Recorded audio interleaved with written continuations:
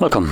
In front of me is an iPhone 12 mini, and today I'll show you how to enable the power saving mode on this device.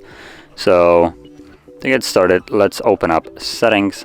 From here, scroll down to battery right over here and simply toggle the low power mode.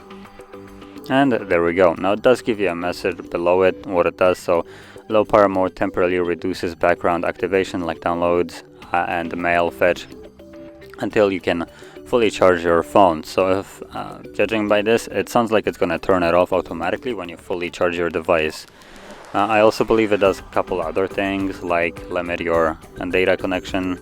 So if the device is idling, not being used, I believe it does disconnect from Wi-Fi and mobile network just to save the battery, but I could be completely wrong. That's at least what Android does.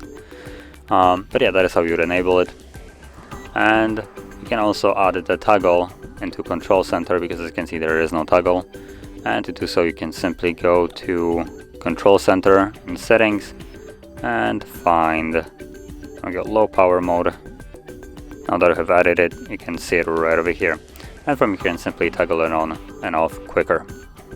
So that is how you would enable it. And if you found this video helpful, don't forget to hit like, subscribe, and thanks for watching.